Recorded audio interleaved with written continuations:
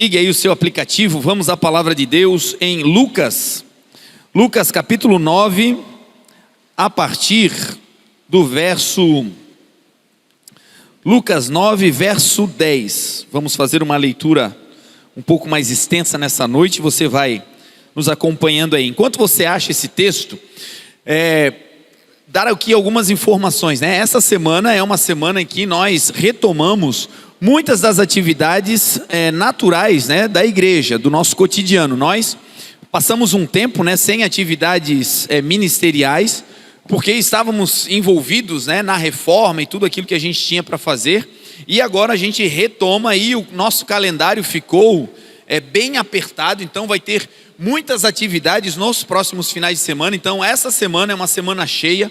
Vamos ter na quinta-feira já a decoração e preparação aqui do ambiente para o Confraria delas.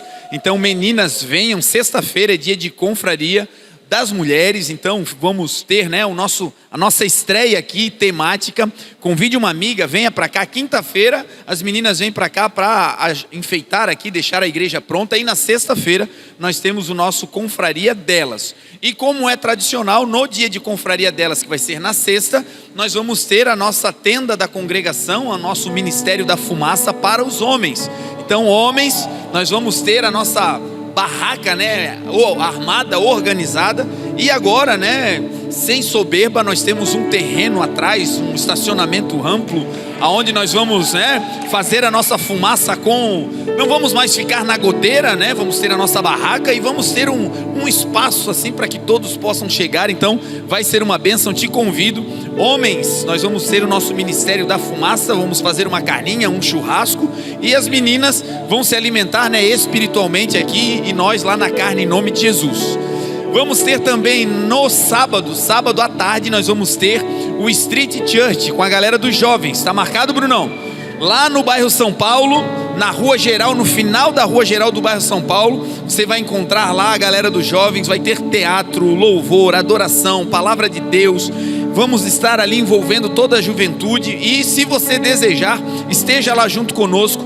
Cada mês, né, a juventude está indo para um lugar, e nós tivemos essa primeira edição no bairro São Paulo, já na praça do bairro São Paulo. Foi extraordinário o que Deus fez, vidas sendo salvas, alcançadas, foi um mover, e nesse final de semana não será diferente. Então se você deseja se engajar e participar, converse com o Bruno e com a Ana. Tá lá, ó, levanta a mão Bruno, levanta a mão Ana, aleluia, estão aí, e aí eles vão te encaminhar. Precisamos de gente para o teatro, coreografias, enfim, tem um monte de coisa que a galera faz e que precisa de mão de obra. Se você deseja se engajar, venha, vai ser uma bênção te receber. E no sábado nós vamos ter culto de casais.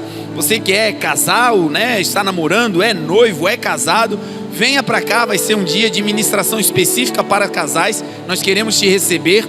Culto de casais sempre rola, né, um trabalhinho assim, culinário no final, onde a gente pode degustar algo. Sempre tem aquele momento de comunhão. Então traga aí o seu noivo, a sua noiva, o seu marido, a sua esposa para cá. Vai ser um dia muito abençoado. E domingo nós teremos, né, naturalmente 2 cultos, pela manhã e à noite, em nome de Jesus. E assim a gente fecha essa semana, que vai ser uma semana incrível, em nome de Jesus. Amém? Você encontrou aí Lucas 9, verso 10? Encontrou aí? Quero te pedir, né, uma atenção especial para a mensagem de hoje. Nós estamos aqui há 3 domingos, se não me engano, né? É o terceiro domingo. Terceiro domingo, estamos aí há 15 dias nesse prédio. E nós, né, para quem está mais engajado, você sabe, nós nos mudamos e fizemos praticamente 2 reformas, né, simultâneas. Aqui reformamos para entrar, e lá o prédio antigo nós reformamos para entregar. Então lá nós ainda temos o forro, né, para trocar e tirar aquele forro que está lá, que é nosso, e colocar um forro novo que a gente já encomendou, vai chegar, cremos, essa semana. E aqui nesse lugar que nós estamos ainda em adaptações, né? Você que congregava lá conosco sabe, né, da qualidade de som que nós tínhamos lá, o tratamento acústico que havia naquele lugar, que aqui ainda não tem. Então eu peço, né, à igreja não apenas que ore, mas também, paciência, porque nós queremos adorar ao Senhor e servir ao Senhor com excelência, com o melhor que a gente pode. E nós sabemos que aqui ainda, nós temos uma dificuldade, e a maior delas é com relação ao tratamento acústico do ambiente. O ambiente está completamente cru, então tem muito eco, muita reverberação. Sei que a qualidade de som, não está adequada para aquilo que a gente deseja fazer. É o melhor que a gente pode. Sabemos que aos pouquinhos a gente vai melhorar essa estrutura, as coisas vão acontecer. Mas por que eu estou dizendo isso? Para pedir a você um esforço para se concentrar na mensagem, para que o ruído não roube a sua atenção, para que esse som que parece que eu estou falando dentro de uma lata d'água, e que fica uma voz meio de pato assim, não te distraia, para que você de verdade coloque o seu coração na mensagem, assim como foi no louvor, como fomos tão abençoados pelo louvor do Aleluia, que agora na mensagem você também faça esse esforço para dar toda a sua atenção à palavra de Deus em nome de Jesus, amém? Vamos juntos então em nome de Jesus? Vamos lá, Lucas 9 verso 10, um texto que trata sobre a multiplicação. Diz assim: ao voltarem, os apóstolos relataram a Jesus o que tinham feito. Então ele os tomou e retiraram-se para uma cidade chamada Betsaida. Mas as multidões ficaram sabendo e o seguiram. Ele as acolheu e falava-lhes acerca do reino de Deus e curava os que precisavam de cura. Ao fim da tarde, os 12 aproximaram-se dele e disseram: mande embora a multidão, para que eles possam ir aos campos vizinhos e aos povoados e encontrem comida e repouso. Em outras traduções vai dizer: encontrem comida e pousada, porque aqui estamos em um lugar desértico. Em outras traduções vai dizer: porque a hora já é avançada e o lugar é deserto. Ele, porém, respondeu: deem vocês algo para que eles possam comer. E eles disseram: não temos nada senão 5 pães e 2 peixes. Mas o que é isso para toda essa multidão? Em algumas traduções vai dizer: a menos que compremos alimento para toda essa multidão. E estavam ali cerca de 5.000 homens. Mas ele, Jesus, disse aos seus discípulos: façam-nos sentar em grupos de 50 em 50. E os discípulos assim fizeram, e todos se assentaram. Tomando os 5 pães e os 2 peixes, e olhando para o céu, deu graças e os partiu. Em seguida, entregou aos discípulos para que os servissem ao povo. Todos comeram e ficaram satisfeitos. E os discípulos recolheram 12 cestos cheios de pedaços que sobraram. Oremos. Senhor Jesus, muito obrigado pela oportunidade, Senhor, de mais uma vez ouvirmos a Tua voz, a Tua palavra. Senhor, te pedimos agora que o Senhor cresça nesse lugar, que nós diminuamos, que o Senhor seja o que o Senhor é, o centro das atenções, a estrela da manhã, aquele que brilha, aquele que ilumina, aquele que converge todas as coisas em si.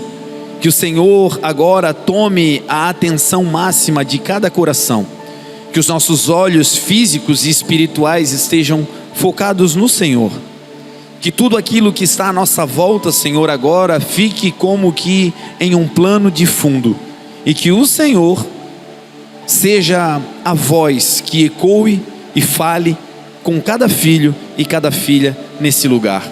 Espírito de Deus, ajuda-nos a compreender a Tua palavra, e que ao sairmos daqui todos nós saiamos melhorados, aprimorados e mais parecidos com Teu Filho Jesus. Obrigado, Senhor, porque mais uma vez o Senhor se faz presente, cumprindo a Tua promessa: aonde estiverem 2 ou 3, ali eu estarei reunidos no meio do meu povo. Tu estás aqui, Senhor, e nós agora nos assentamos, nos aquietamos para ouvir a Tua voz. Fale conosco, Senhor. Assim como um pastor que conduz as suas ovelhas, nós desejamos ser conduzidos por Ti. Leva-nos, Senhor, a um lugar de expansão, de crescimento, de confronto e de mudança.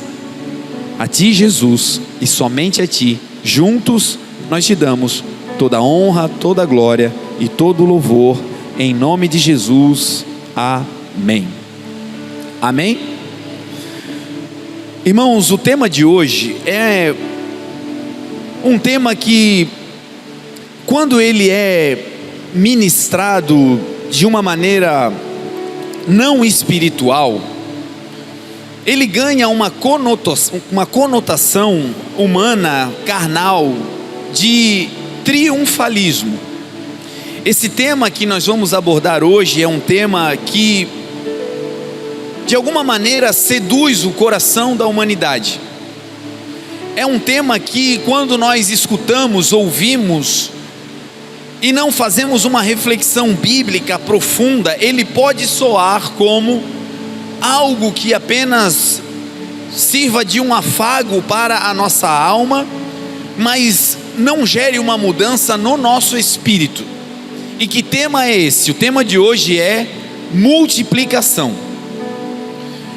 Deus deseja que nós, os seus filhos, tenhamos uma capacidade de multiplicar aquilo que Ele já colocou em nossas mãos.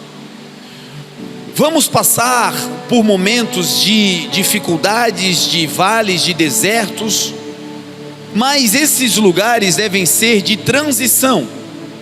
Esses lugares devem ser apenas para aperfeiçoamento no trajeto. Mas o que Deus deseja fazer conosco é dar a nós, os seus filhos, uma capacidade, não apenas de gerir o que temos para a manutenção do que temos, mas dar a nós uma unção, uma capacidade para multiplicar aquilo que o Senhor colocou em nossas mãos. Esse tema é um tema muito sensível, porque quando falamos de multiplicação, logo nos vem prosperidade, logo nos vem bonança, logo nos vem qualidade física, qualidade estrutural, e tudo isso está no bojo dessa mensagem, mas não é o centro da mensagem. Durante muito tempo, o Evangelho foi, de alguma maneira, contaminado por mensagens que eram majoritariamente mensagens triunfalistas, mensagens que diziam e usavam esse tema da multiplicação, da prosperidade, como um objetivo final, como a coisa mais importante da vida cristã, sendo a capacidade de aumentar as suas posses, de desenvolver os recursos que tínhamos.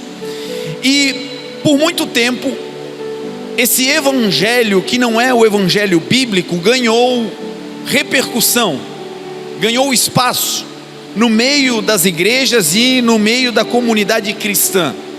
E durante esse período, essa falsa doutrina da prosperidade a todo custo criou nas igrejas e no povo de Deus uma condição de avaliar a sua vida espiritual pelos bens materiais que as pessoas possuíam.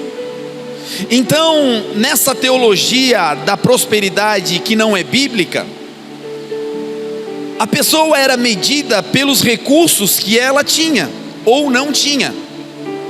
Então, se você era alguém de posse, se você era alguém que estava vivendo um momento financeiro, material, físico, de bonança, de apogeu, então era um símbolo de que Deus estava com você.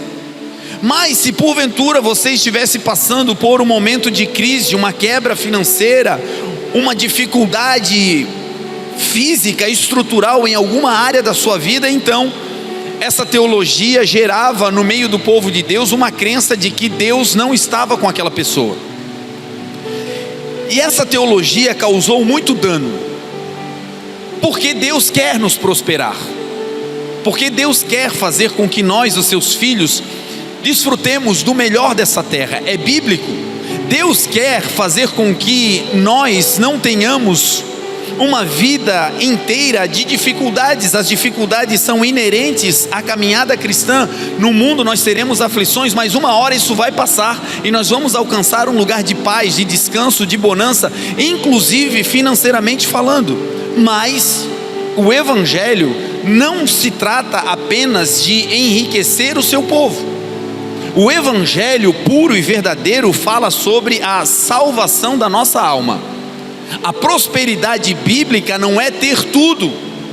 A prosperidade bíblica é viver com aquilo que você tem em Deus sem ter falta de nada. Então talvez nunca tenhamos o que desejamos, mas vamos ter uma certeza: sempre teremos aquilo que é necessário, porque foi Jesus quem disse: o pão nosso de cada dia o Senhor vos dará hoje. Então eu estou fazendo essa introdução para retirar essa carga, esse estereótipo que talvez alguns podem carregar, para te dizer que a mensagem de hoje é sim sobre multiplicação.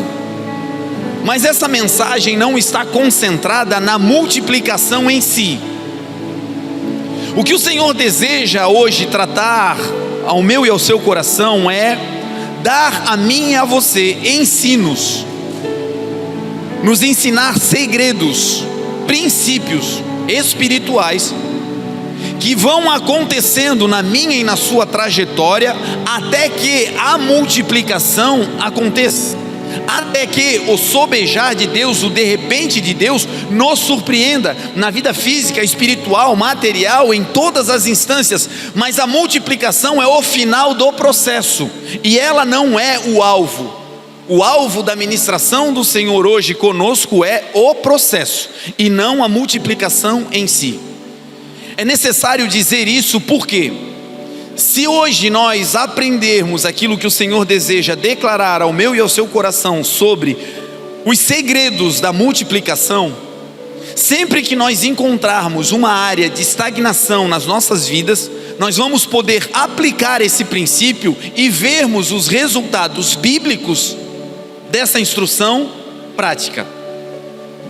Deus, quando criou o homem e a mulher, Ele deu a nós, na nossa primeira unidade, Adão e Eva, Ele liberou uma palavra e Ele disse: vocês serão férteis. Fertilidade não é apenas capacidade hormonal para gerar filhos. Fertilidade é um dom que Deus deu à humanidade para gerar coisas novas.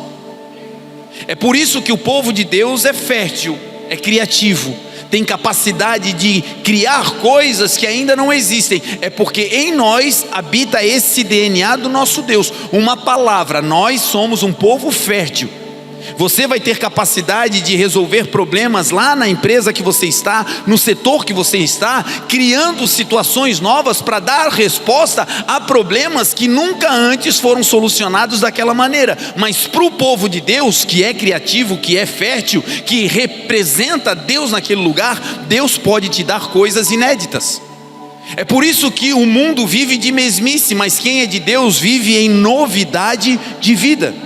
É por isso que Deus, para nós, nem mesmo as canções Ele aceita que nós vivamos apenas reproduzindo o que um dia já foi cantado. Para o povo de Deus, Deus exige que nós cantemos um cântico novo. De tempos em tempos Ele renova a mente de alguém, de tempos em tempos Ele coloca uma nova letra, uma nova canção, um novo ritmo para aquele tempo, para aquela realidade. Para quê? Para que a novidade de vida sirva também de adoração para o seu povo.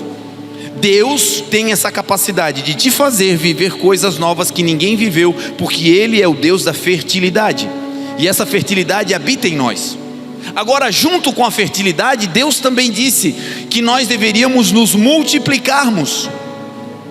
A mesma unção que te dá capacidade para criar coisas novas, e se até hoje você viveu esperando respostas que já estavam prontas, eu quero declarar sobre a sua vida que as coisas velhas já passaram e que Deus vai começar a te dar coisas novas em nome de Jesus. Novos produtos, novos modelos de negócios, novas portas que o Senhor vai colocar no teu coração para abrir, coisas novas que ninguém fez, o Senhor pode te entregar em nome de Jesus. Fertilidade. Agora, junto com a fertilidade, o Senhor também declarou sobre nós uma unção de multiplicação. Enquanto fertilidade é capacidade para gerar coisas que não existem, multiplicar é uma unção que Deus deu para que nós possamos fazer com que aquilo que já temos na mão seja acrescido. Então a ideia de Deus é: eu vou te dar coisas novas, e uma vez que eu te der coisas novas, elas não vão parar em você. A mesma unção que te deu o novo é a unção que vai te fazer multiplicar o novo que Ele te deu. A multiplicação é uma dádiva, a multiplicação é uma capacidade espiritual celestial que Deus dá, não apenas para que nós possamos ser supridos, mas que seja também um transbordar para quem está à nossa volta. A medida do Senhor começa sendo calcada, depois ela é sacudida, mas por último ela se multiplica, ela é transbordante. Então essa é a multiplicação bíblica, essa é a multiplicação que vem de Jesus, essa é a dádiva de Deus sobre a igreja. Agora existe um processo para que nós possamos usufruir da multiplicação. A multiplicação, quando nós lemos o texto, nosso olho vai direto para o momento em que os discípulos repartem os pães e os peixes, e com aqueles 5 pães e apenas 2 peixes, mais de 5.000 homens, historiadores vão dizer que ali, contando mulheres e crianças, chegava a cerca de 10.000 pessoas, que foram alimentadas por uma multiplicação poderosa que aconteceu com 5 pães e 2 peixes. Quando nós olhamos o texto, os nossos olhos se voltam para isso. Agora nós vamos ver que o interesse de Jesus na multiplicação não estava na multiplicação em si, mas em dar um ensino aos discípulos e à multidão, para que eles não fossem dependentes do Senhor apenas no que tange ao pão. Jesus não queria que os discípulos e a multidão ficassem presos a Ele, conectados a Ele, apenas para receber dele o pão. E aqui começa a ministração dessa noite. O Senhor deseja desenvolver em mim e em você uma mentalidade de filhos, que não vamos até o Pai apenas para aquilo que é subsistência, que não temos uma relação com Jesus apenas porque sabemos que se chegarmos a Jesus nós teremos o pão de cada dia. O pão de cada dia, meu irmão, está garantido. Jesus não quer que nós o sigamos apenas para recebermos o pão. Essa é uma vida mediana, essa é uma vida racional, rasa. O que o Senhor espera de mim e de você é que nós possamos reter os ensinos de como Ele multiplica, para que aonde nós estivermos, seja no Brasil, no Japão, no deserto, num vale, na montanha, no apogeu, num lugar clássico, que nós vivamos uma vida de multiplicação que vem dEle. Depois que Jesus multiplica esses pães e peixes, Jesus vai comprovar o que eu estou te dizendo. Jesus não queria que o povo e os discípulos ficassem focados na multiplicação dos pães em si, porque se eles ficassem focados na multiplicação em si, eles viriam correr atrás de Jesus apenas para que Jesus fizesse de novo mais pães. E esse não era o interesse do Senhor. O interesse do Senhor era dar um ensino, era dar a eles uma fórmula para que eles pudessem aplicar na vida e então poder abrir as asas e voar através da fé, superar os seus limites, fazer com que zonas de estagnações pudessem ser rompidas. E é exatamente o que o Senhor deseja fazer aqui nessa noite. Se existe uma área de estagnação, de paralisia, uma fonte que você sabe que você carrega, mas que parece que tem uma pedra tampando esse lugar, que essa seja a noite, que a instrução do Senhor arranque essa pedra e você possa jorrar para a vida eterna, um fluir da glória de Deus e viver um tempo de bonança e de paz em nome de Jesus. Agora não corramos atrás de Jesus pelo pão. Depois que essa multiplicação acaba, o povo vê Jesus entrando em um barco. E Jesus então vai dentro desse barco para um outro lugar, para uma outra região. E essa multidão que tinha comido pães e peixes até sobejar, 12 cestos cheios sobraram, eles estavam satisfeitos. Eles viram Jesus entrando no barco e começaram a seguir Jesus pela terra. Jesus entra no barco e vai pelo mar da Galileia, e os discípulos e parte da multidão, aqueles seguidores, os discípulos no barco e os seguidores a pé vão olhando por onde Jesus vai, e eles chegam antes de Jesus, aonde Jesus iria se aportar. E quando eles chegam lá, eles perguntam: Senhor, como é que tu viesses parar aqui? E quando Jesus vê aquela multidão, Jesus vai falar aquilo que eu estou dizendo. Jesus não quer que nós corramos atrás dele pelo pão. Isso é tacanho demais. Isso é rebaixar o poder de Deus a uma vida de mendicância, e não é o que o Senhor deseja. Jesus vai olhar para a multidão e vai dizer: vocês não vieram até mim porque eu fiz milagres e curei vocês. Vocês não vieram até mim, fizeram todo esse esforço para chegar aqui porque reconhecem que eu sou. Não, vocês vieram até aqui porque vocês comeram pão até se fartar. Então todo esse dispêndio energético de vocês não foi para me adorar em espírito e em verdade porque me conhecem e reconhecem a minha autoridade. Não, vocês fizeram isso tudo porque querem pão de novo. E quantas vezes, irmãos, nós estamos nos relacionando com o Senhor assim? Uma vida que é uma busca por Jesus apenas para a resolução de problemas. Amanhã, segunda-feira, você tem um grande leão aí para matar. Talvez uma grande decisão a ser tomada, talvez um grande desafio profissional, na família, algo que você sabe que não dá para adiar. Eu estou falando aqui, talvez a sua mente está sendo tentada a já ir para segunda-feira dizendo: meu Deus, é amanhã. E por vezes nós buscamos o Senhor apenas para a resolução do problema, e esse problema vai ser resolvido e você vai passar por ele, mas se não tiver um aprendizado de como o Senhor resolveu aquele problema, nós vamos viver buscando o Senhor todos os dias apenas pelo pão. E o pão nosso de cada dia está garantido, meu irmão. Não tenha medo, o Senhor é aquele que está contigo. Você vai ser alguém que vai caminhar debaixo da obediência da palavra do Senhor. E quem é de Deus, o maligno não lhe toca, é o que diz a palavra. Agora Deus espera que nesse processo nós possamos crescer e usufruir dessa bênção que é ver Deus multiplicar ao longo de um processo.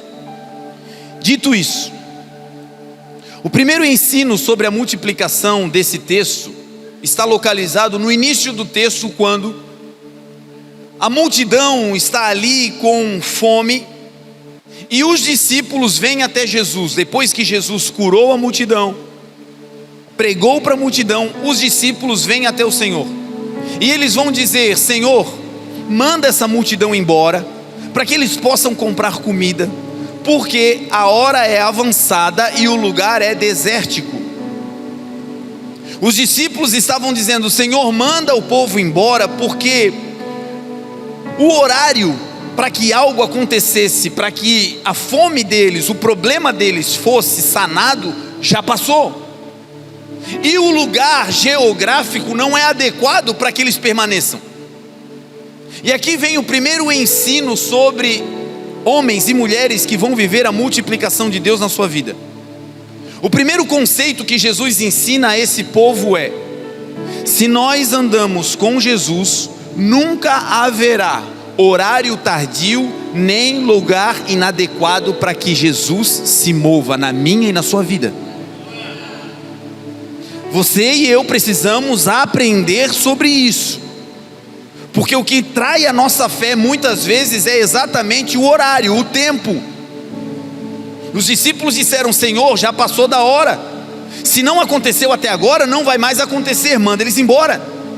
E os discípulos estavam dizendo: o lugar é desértico, a geografia não favorece, esse lugar não pode ter nada de Deus, é seco, não dá para subtrair, não dá para extrair nada desse lugar. E o ensino de Jesus é claro: a nossa fé não pode estar baseada no horário favorável ou na geografia que possa contribuir. Ainda que nós andemos por vale de sombra ou de morte, se andarmos com Jesus, Ele será o nosso pastor e com Ele nada nos faltará. Algumas pessoas vivem essa síndrome: já é tarde. Você tem uma promessa de Deus, uma palavra do Senhor, coisas que Deus disse que iria fazer na tua vida, mas você vê o teu relógio cronológico girando e você diz: olha, eu perdi o time. Era para ir às nações, era para ministrar, era para estar vivendo em família, era para eu estar vivendo em outro tempo, mas eu perdi o tempo. E para você, você diz: já é tarde, não dá mais. Algumas pessoas, o desafio é crer que a geografia não pode impedir o poder do Senhor de se manifestar. Algumas pessoas dizem: nesse ambiente não tem como Deus me usar, nessa empresa não tem como Deus fazer, nessa cidade não há espaço suficiente para minha vida, não dá mais, não tem oxigênio aqui, olha, o ambiente é pequeno demais, não dá, aqui não dá, eu preciso sair. Deixa eu te dizer, meu irmão, não existe lugar inadequado para que Deus se manifeste. Se Ele descer naquele lugar, Ele é aquele que despedaça todo o jugo, Ele é aquele que faz rios começarem a andar no meio do deserto, Ele é aquele que faz brotar do nada. Ele é Deus. E o primeiro ensino da multiplicação é: tenha um coração que crê no Senhor, apesar do horário e da geografia. Creia que Deus pode fazer, ainda que aos nossos olhos pareça tarde. Certa vez Jesus vai a uma cidade chamada Betânia, e quando Jesus chega nesse lugar, ali havia uma cidade inteira de luto. Ali havia uma família que Jesus amava e que amavam o Senhor. Uma das irmãs que estava enlutada pelo seu irmão Lázaro, que tinha morrido, tinha tido uma experiência sobrenatural com Jesus, foi até a casa onde ele estava, derramou os seus choros sobre os pés de Jesus, enxugou os seus pés com seus cabelos, uma história linda de adoração genuína. Lázaro, o que estava morto, era amigo íntimo do Senhor, e agora Jesus vai para essa cidade, vai para Betânia, e Lázaro está morto. E quando Marta sabe que Jesus está indo para aquela cidade, está indo na direção da sua casa e da sua causa, Marta sai de casa correndo e encontra Jesus na porta da cidade. E Marta vai dizer o seguinte: Senhor, se tu estivesses aqui antes, relógio, tempo, se tu não tivesses se atrasado, Senhor, a hora já é tarde, não tem mais o que ser feito, o meu irmão não teria morrido. Essa irmã está dizendo: Senhor, tu tens poder, e eu não duvido disso, só que o Senhor perdeu a hora. O Senhor perdeu a hora para me dar o filho, o Senhor perdeu a hora para me levar às nações, o Senhor perdeu a hora para me dar um casamento, o Senhor perdeu a hora para restaurar o meu filho, o Senhor perdeu a hora. Senhor, tu te atrasaste, Senhor. E chorando, aquela irmã fala com o Senhor, e o Senhor diz: Marta, chama tua irmã. Então Maria vem aos pés do Senhor e fala exatamente a mesma coisa: Senhor, se tu estivesse aqui, se tu não tivesse te atrasado, se o Senhor não demorasse o que demorou, Senhor, o tempo passou, se o Senhor viesse antes, o meu irmão estaria vivo. Não estamos falando de um problema estomacal, não estamos falando de ansiedade, não estamos falando de algo que pode ser solucionado com a mão humana. Nós estamos falando da morte, o maior desafio da humanidade, algo que para nós é insolucionável, morreu, acabou. Agora Jesus tem tanto poder que quando ele chega até a morte, tem que se render. Betânia inteira estava dizendo: acabou, não dá mais tempo, veio atrasado. Então chega Jesus e pergunta: aonde vocês o colocaram? Tem áreas e gavetas que a gente nem ora mais, porque a gente diz: não tem mais jeito, não toca mais isso aí. Esse sonho já passou, era da juventude, essa palavra já perdeu o efeito, essa promessa já não tem mais efeito sobre mim, porque era para um outro tempo. Jesus está atrasado, eu não abro mais essa gaveta. E o Senhor hoje está dizendo: mostra para mim aonde está essa promessa que você julga estar atrasada. E uma das irmãs vai dizer: Senhor, não mexe nisso, já cheira mal, há 4 dias ele está lá, não toca mais nisso. Vamos até lá. removam a pedra. Remover a pedra é abre a gaveta. Abre a gaveta nessa noite, meu irmão. Abre a gaveta da promessa sobre o teu filho. Abre a gaveta da promessa sobre o teu ministério. Abre a gaveta da promessa sobre a tua casa. Abre a gaveta da promessa sobre o teu casamento. Abre a gaveta, mas já cheira mal, está tardio. Não. Abre a gaveta. Só abre. E deixe com que Jesus faça a parte dele. E a parte dele nessa noite é chamar o problema pelo nome. Lázaro, vem para fora. E aquele homem morto há 4 dias, com o corpo em decomposição, agora sai saltando de dentro da cova. Porque não existe horário tardio e nem geografia inadequada. Agindo Jesus, quem impedirá?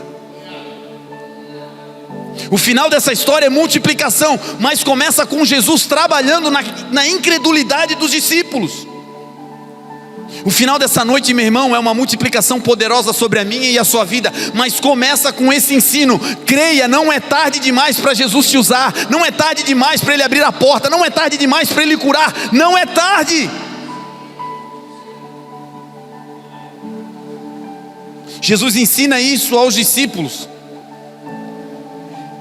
e quando eles dizem: Senhor, manda eles embora, porque o lugar é desértico, porque a hora já passou, o Senhor Jesus se vira para eles e diz algo que é mais um ensino poderoso no caminho da multiplicação. Jesus vai dizer: não mandem eles embora, deem vocês de comer a eles. Sabe como é que o processo da multiplicação é startado na vida da maioria de nós? Sabe como é que uma grande bênção, um grande propósito de Deus se estabelece na nossa vida? Quando você começa a passar pela vida, e quando você passa, tem coisas na vida que te comovem, coisas que você vê e te causam uma indignação interna. Isso não está certo, isso não pode ser assim. Situações que você vê na casa, na família, nos relacionamentos, que você vê na sociedade, coisas que quando você coloca o olho, aquilo te comove. É aquele tipo de pessoa que quando está passando pelas ruas e vê alguém ao relento, não consegue passar sem se comover. É aquele tipo de pessoa que quando vê alguém com uma divergência no casamento, no matrimônio, e vê a família em frangalhos, não consegue passar batido sem ser movido nas suas entranhas. Se comove. Os discípulos viram a multidão e se comoveram. Só que o ensino não está em se comover, porque a maioria de nós, humanamente, quando estamos sóbrios, com as nossas emoções em dia, quando estamos nas rédeas das nossas faculdades mentais, psicológicas, quando nós vemos algo assim, é natural que a nossa humanidade grite e a gente se comova. Agora o processo da multiplicação não está na vida de quem apenas se comove. Jesus vai dar uma aula. Vocês viram o problema, eles estão com fome, vocês foram comovidos, agora eu vou dar um ensino a vocês. Aquilo que comove vocês também deve ser aquilo que move vocês. Eles estão com fome, então se movam, vocês alimentem eles. Aquilo que te comove, meu irmão, também em Deus vai ser aquilo que vai te mover. Situações que você passa e o teu coração fica comovido, seja na casa, na família, na igreja, no departamento que você trabalha, na sociedade, quando você vê e aquilo de alguma maneira por dentro te move, te comove, não é apenas para você olhar e dizer: meu Deus, que tragédia. Não, é Deus sinalizando uma oportunidade de startar um movimento seu, para que no final resulte em multiplicação para você. Aqui está um segredo. Quando Deus quer multiplicar algo na minha e na sua vida, Ele nos dá uma bandeira para defender, uma causa para se importar. Os discípulos se comoveram, mas não queriam se mover.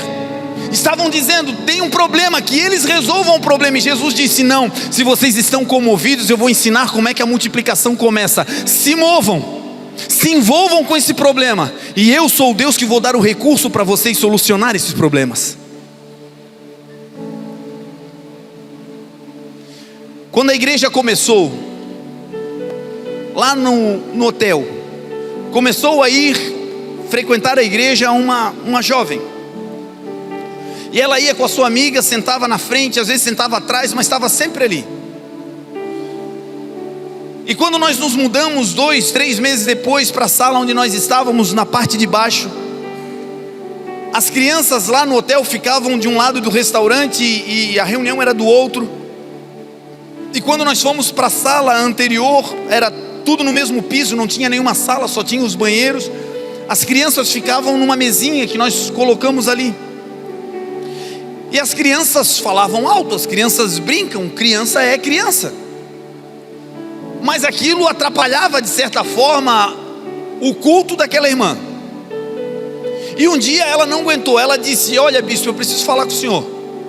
Eu falei: pois bem, irmã. E ela disse: olha, eu vou dizer uma coisa para o senhor antes de dizer o que eu quero dizer. Eu não gosto de criança. E eu fiquei olhando pensando: meu Deus, lá vem.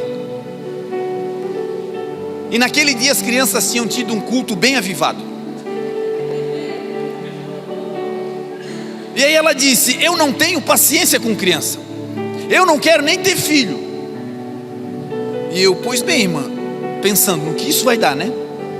E ela disse: mas diante de tudo que eu disse para o senhor, tem algo que está me comovendo por dentro.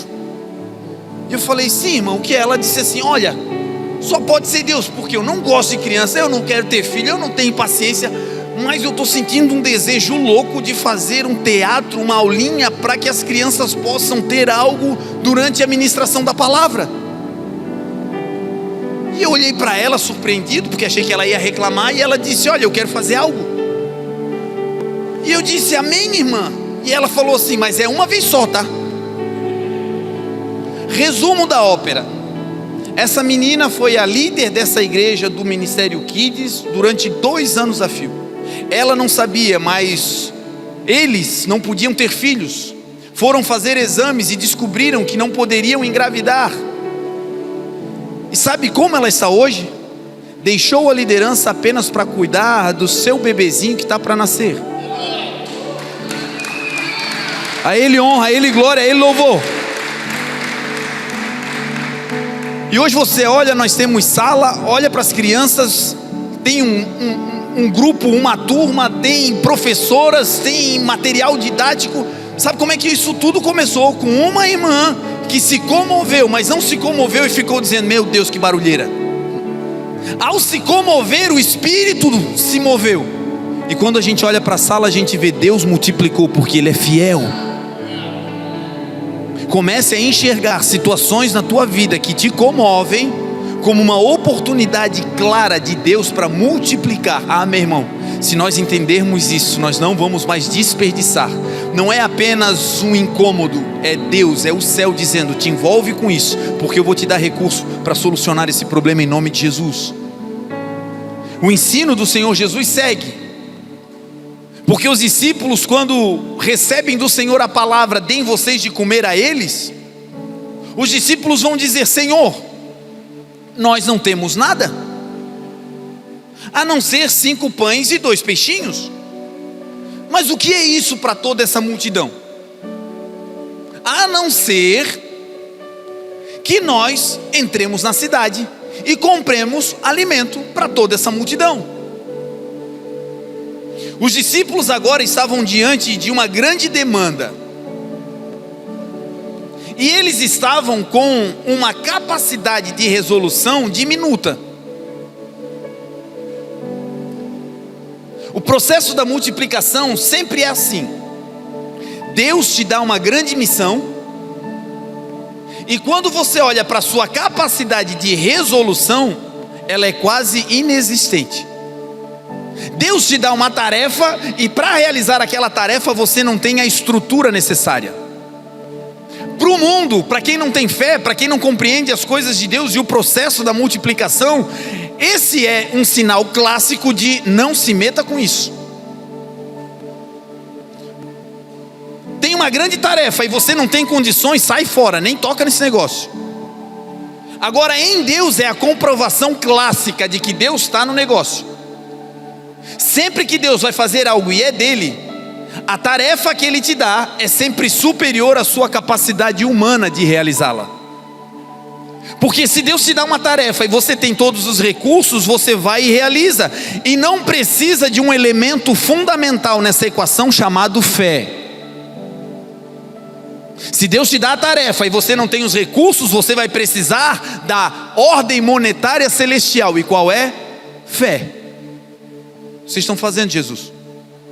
Está na hora já, que isso? Que horas são? Meu Deus, é. Aleluia. Vai, faz um solo quietinho aí, aleluia. Meu Deus. Onde é que a gente estava? Muito bem, isso. Então, quando Jesus diz a eles, resolvam o problema, eles vão dizer para o Senhor, só se a gente comprar. E aqui está um ponto fundamental, clássico, para que a gente possa romper. O que significa comprar para resolver o problema? Quando você vai comprar algo para solucionar um problema, enquanto você não paga o preço, a resolução do problema não vem para sua mão. E quando você tem condições de comprar e pagar, a solução do problema vem parar nas suas mãos, mas ela vem de uma outra mão humana. E quando nós estamos em dificuldade, é quase sempre assim que a gente pensa. Meu Deus, dificuldade financeira, quem é que pode me emprestar? Quem é que pode me dar? Quem é? Aonde um empréstimo, uma oportunidade? Meu Deus. Quando alguém está doente, vamos orar, irmão, em nome de Jesus. Quando é conosco, pelo amor de Deus, onde é que está o remédio? Remédio, meu Deus. Aqui, graças a Deus, não é assim, mas em outros lugares. O que é comprar? Os discípulos estavam dizendo, Senhor, tem um jeito de alimentar essa multidão e solucionar esse problema. E qual é? Se o Senhor nos der recursos, nós vamos fazer a obra.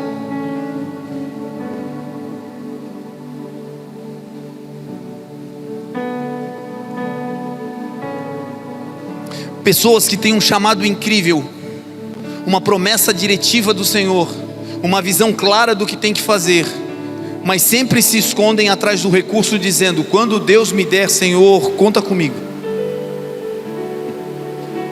Ah, Senhor, se tu me prosperares, ah, Senhor, se tu me deres os recursos, Senhor, eu vou fazer.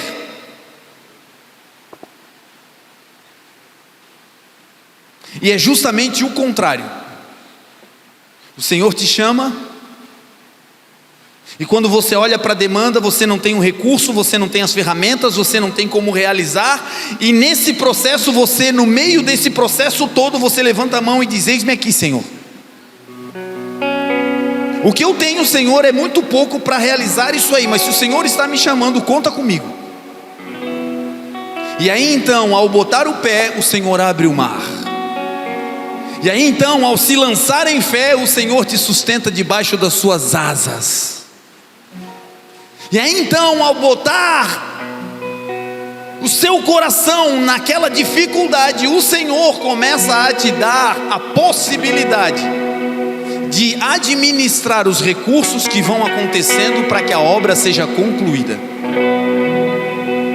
O Senhor nessa noite está falando com homens, mulheres, jovens, casais, pessoas que o Senhor está dizendo, olha, você sabe, eu tenho um grande projeto com a tua vida, eu tenho uma grande demanda para realizar através da tua casa, do teu ministério, da tua família, da tua empresa.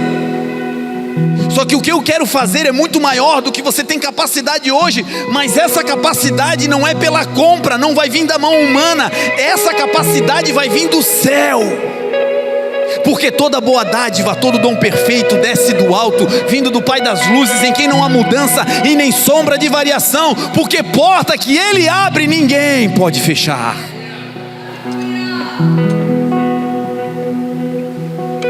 Você vai ver a Bíblia de Gênesis a Apocalipse, Deus usando homens que viveram uma multiplicação poderosa, seja ela financeira, seja ela de recursos, seja ela de ferramentas. Deus Deus chama um homem para liderar uma igreja de 3 milhões de pessoas no deserto. Esse homem é chamado para conduzir o povo de Israel no deserto, saindo do Egito, fazendo o êxodo, até levá-los a Canaã, a terra prometida. Esse homem vai ser o pastor de 3 milhões de pessoas, escolhido por Deus. O que se espera de um pastor de 3 milhões de pessoas? Capacidade de verbalização extraordinária. Um pastor com eloquência, um pastor que quando fala, as 3 milhões de pessoas se rendem pela capacidade de verbalizar. E aí você vai ver, o pastor dessa igreja escolhido por Deus foi Moisés. E sabe quem Moisés era ou o que ele tinha? Moisés era gago. A ferramenta para conduzir aquele povo, a habilidade para conduzir aquele povo, faltava a Moisés na terra. Mas era justamente aí que Moisés tinha que se apoiar em Deus, sabendo: eu não sei, Senhor, mas Tu sabes. O Senhor está me chamando para coisas que são grandiosas demais, difíceis demais. Mas se o Senhor está chamando, Senhor, eu olho para mim e não vejo capacidade em mim, mas eu sei que se o Senhor me capacitar, eu tudo posso naquele que me fortalece. Deus chama Noé para construir um navio. E Noé tinha todos os insumos, uma floresta à sua disposição, as madeiras à sua disposição, tudo que ele precisava estava ali. Só que Noé tinha um grande problema, ou melhor, 2. Noé não tinha ninguém à sua volta como uma referência para ver como se constrói um navio. Aonde ele estava não tinha rio, não tinha mar, não tinha nada. Nunca choveu, era um deserto, era seco. E Deus diz: Noé, tu vai construir um navio, e deu a ele as diretrizes. E o maior problema de Noé é que ele não tinha ferramentas.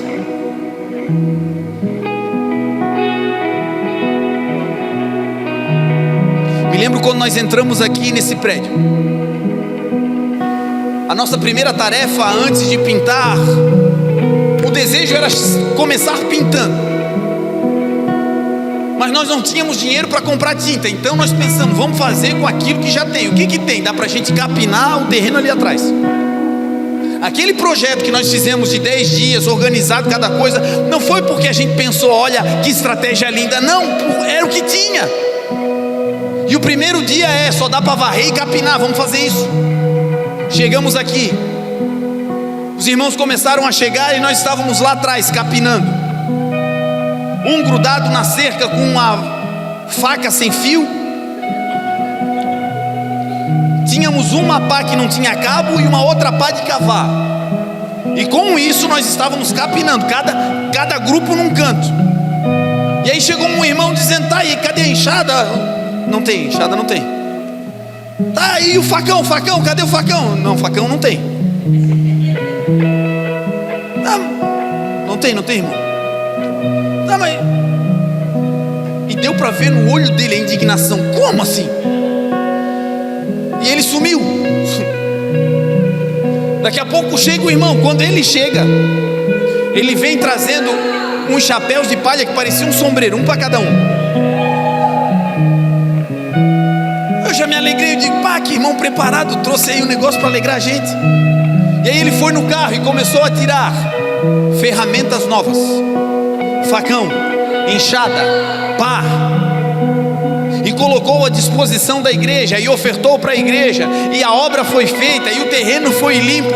Mas não começou com as ferramentas, começou com o coração de um monte de gente que disse: vai com o que tem.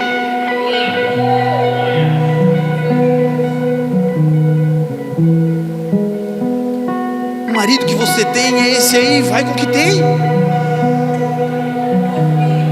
A esposa é essa aí, meu Deus, vai com o que tem. A igreja que Deus te deu, meu Deus, é isso aqui, mas vamos com o que tem. A cidade que Deus se plantou é essa, vamos com o que tem. Se nós dermos o passo, o Senhor abre o mar. E o Senhor está chamando pessoas com esse coração nessa noite. Gente que que olha para a demanda e se tranca no banheiro e diz: pelo amor de Deus, eu devo estar doido, Senhor, querendo fazer um negócio desse, meu Deus, Senhor. Mas aqui dentro não tem sossego, não tem paz. Enquanto você não começa a se mover, o teu espírito não descansa. Sabe o que é isso? É Deus te dizendo: eu sou contigo, eu sou contigo, eu sou contigo, eu sou contigo. Deus chama Gideão para uma grande batalha. E quando Deus chama Gideão, Deus diz a ele: Gideão, você vai lutar e você vai salvar o povo de Israel, derrotando os exércitos inimigos como se eles fossem um só homem. Uau! E Gideão então recebe a palavra do Senhor e vai. E Deus coloca nele um espírito guerreiro, e ele convoca o povo de Israel, e o povo de Israel vem, milhares de pessoas se reúnem com Gideão, e agora ele tem um exército numeroso, e Deus olha lá de cima e diz assim: peraí, Gideão, é o seguinte, essa equação não está fechando. Você tem uma batalha para ir e você tem um grande exército, e se você tem um grande exército para ir para uma batalha, você não vai precisar de mim nesse negócio. Vamos dar um jeito para que eu possa entrar nessa história. Manda todo mundo, Gideão, que tiver com medo, para casa. E aí 2 ou 3 temerosos foram embora. Foi assim? Não. Numa tacada 22 mil disseram: Gideão, valeu. Imagina você perdendo 22 mil pessoas indo embora. Fico pensando em Gideão dizendo: meu Deus, não, Senhor, calma. Gente, peraí, não era tanto medo assim. Peraí, eu me expressei mal, fica alguns. Eles vão embora. E aí Deus olha, e Gideão já pensando: meu Deus, não vai dar? E aí com Deus você aprende, sempre tem um jeitinho de ficar pior. Vida de igreja é assim, você olha e diz: meu Deus, começa segunda-feira, eu ligo para o pastor Mike, como é que está? Ele diz: está uma benção, bispo. Oh, aleluia. Daqui a pouco surge alguma coisa que quebrou, que torna o negócio pior do que já estava. Eu digo: oh, glória. É só na igreja ou na sua casa também é assim? Sabe o que é isso? Deus entrando na equação. Sabe o que é isso? Deus dizendo: eu quero fazer parte dessa história. Eu estou dificultando um pouquinho para te ensinar algo. Gideão, leva o povo para beber água. E aquele Gideão que beberem a água se dobrando, se prostrando como os cachorros, você vai colocar de um lado. Aqueles que levarem a mão na água e lamberem a água, atentos, esses vão para a batalha com você. E no meio dessas milhares de pessoas que ainda sobraram, apenas 300 são escolhidos por Deus para irem para a batalha. Sabe o que Deus disse antes de separar esses 300? Gideão, o povo que você tem com você é muito numeroso, e se vocês vencerem a batalha, o povo vai dizer que venceram na força do seu braço. Consegue entender o espírito do céu? Deus vai tirando a força da equação para que o seu poder entre. Deus vai tirando a capacidade intelectual do homem para que o sobrenatural dele apareça. Deus vai tirando a expertise e a capacidade de realização minha e sua, para que o poder dele se aperfeiçoe na nossa fraqueza. E por isso, quando estamos fracos, é que somos fortes. Por isso, quando estamos em um lugar que nada nem ninguém pode nos ajudar, é nessa hora, meu irmão, que o sobrenatural dele vem. É quando a medicina diz: não tem mais jeito, é aí que a mão poderosa dele vem e cura o ventre infértil. É quando a química da rádio não dá mais certo, que Deus vem e faz a neoplasia retroceder. É quando o advogado diz: separa, acabou, não tem jeito, divide, que o poder dele vem e quebranta casais e coloca-os de pé. É quando o filho está na droga, perdido, no tráfico, na violência, e de repente Deus vem e toca lá dentro do cárcere e muda a vida daquele menino. É nessa hora que Deus vem. Nós seguimos a um Jesus que pode tudo, irmãos. Nós seguimos a um Jesus que faz milagres. Nós seguimos a um Jesus que multiplica. Mas hoje você está aprendendo O tesouro da multiplicação não são os pães, é o ensino. O tesouro de ver aquela grande multiplicação acontecendo não está na multiplicação em si, mas no trajeto. Jesus olha para os discípulos e diz: deem vocês de comer. Os discípulos dizem: só se a gente comprar. E Jesus diz: me deem os pães aqui. A multiplicação agora está prestes a acontecer. Deus tirou a capacidade humana, Deus tirou as ferramentas, Deus deu uma tarefa maior do que eles podiam. Tudo está se encaminhando para que quando aconteça seja Deus. Mas antes tem uma prova de fogo. Os discípulos: o que vocês têm? 5 pães, 2 peixes, uma multidão de famintos. Alguém com raciocínio lógico diria: vamos guardar para a gente comer depois só entre nós, porque talvez para nós vai dar. Vamos reter um pouquinho aqui, porque a gente já tem tão pouco. E aí agora vem a prova de fogo. Quer ver multiplicação? Entregue tudo que você tem ao Senhor. Ele não vai reter para Ele. Ele só está provando o teu coração. No final você vai receber infinitamente mais. Mas vai chegar um ponto que todos nós vamos ter que ter essa prova de fé com o Senhor. Senhor, está aqui a minha casa, eu te entrego ela na integralidade. A minha casa é tua, Senhor. Senhor, está aqui a minha empresa, está aqui os meus negócios, está aqui a minha profissão. Senhor, até agora foi do meu jeito, foi na minha força, mas Senhor, eu estou te entregando a minha carreira. Senhor, eu estou te entregando os meus filhos. Eu tenho um medo terrível que eles se percam. Eu sou como uma águia super protetora, Senhor, mas eu estou te entregando eles, porque eu sei que o Senhor pode cuidar deles melhor do que eu. Está aqui, Senhor.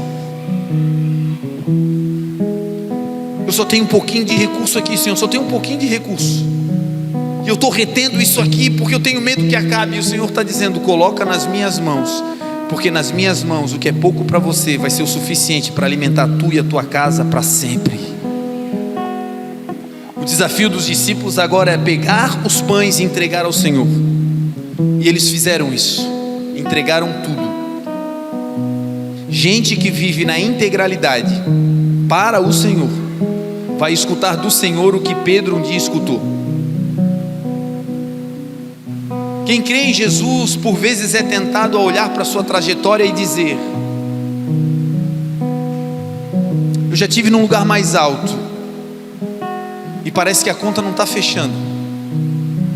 Deixei algumas coisas para servir ao Senhor, e parece que o lugar que eu estou está em déficit ao lugar que eu estava. Senhor, um dia Pedro pergunta isso para Jesus: Senhor, nós deixamos tudo para te seguir, o que será de nós? Quem sabe você está fazendo essa pergunta hoje. Inventei esse negócio de ir para a igreja, meu Deus, a minha vida virou uma bola de fogo. Inventei esse negócio de andar com os crentes e não sei o que, me enfiar na obra, meu Deus do céu, é um problema atrás do outro. Eu mato um gigante, já vem outro correndo, é um por cima do outro, meu Deus, a minha vida é uma loucura. E talvez você olhe para a sua vida pregressa e diga: eu estava tão mais sossegado. Essa é uma noite também de prestação de contas. O que Jesus disse para Pedro, Ele está dizendo para mim e para você.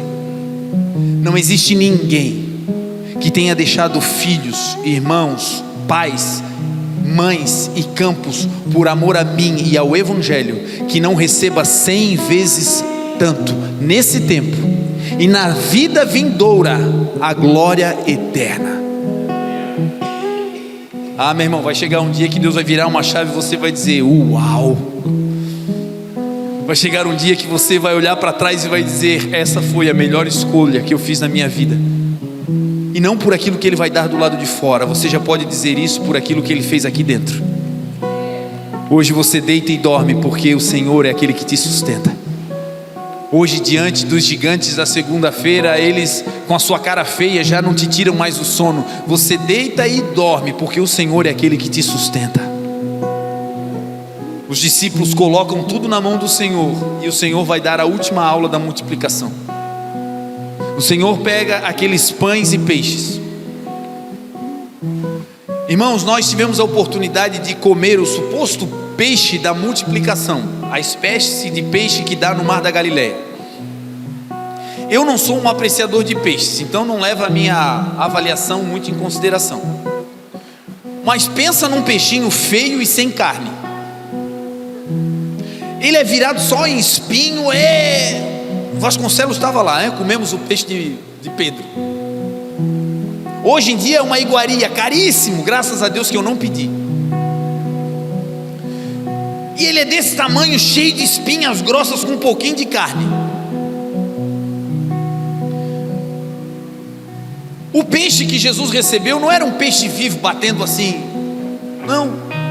Jesus estava no alto de uma montanha, eles já tinham pescado e alguém tinha aquilo enrolado num pano, dentro de um cesto. E eles andam no deserto, não tinha uma geladeira, uma bagzinha para andar com o peixe limpinho. Não era um peixezinho filetado, era um peixe de dias. Realidade nua e crua. E aí tinha os pães. Não eram os pães da padaria aqui da frente, saborosos, quentinhos, feitos na hora, não. Era um pão sírio, sem fermento, duro, igual um pedaço de pau, empoeirado, dias no deserto, passava na mão de todo mundo. E aí vem Jesus, o Rei da Glória, o Criador do Universo, aquele que fez toda a terra, aquele que quando ordena, cada estrela é chamada pelo nome, e quando Ele ordena, todas elas prontamente lhe obedecem. Aí agora chega Jesus, aquele que criou as plantas, aquele que criou o trigo, aquele que criou o universo, aquele que deu ordem aos peixes para que eles se formassem. Vem Jesus, o Rei da Glória, e pega aquele pão seco do deserto, aquele peixe de dias, insalubre, e quando recebe essa pequena quantia, sem valor quase nenhum para um rei. Não nos esqueçamos, Jesus é o Rei. Agora esse Rei recebe essas iguarias, esses nutrientes. E sabe qual é a atitude de Jesus? Pega esse peixe de dias e pega esse pão seco do deserto. E na avaliação de Jesus não tinha coisa melhor?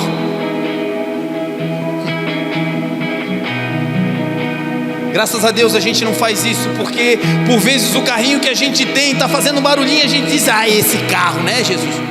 Meu Deus. O sofá tem um buraquinho lá do lado que a mola está meio saltando, e a gente diz, meu Deus, não vejo a hora de Deus me abençoar para trocar esse sofá. Essa bicicleta que escapa, Jesus, é uma tragédia.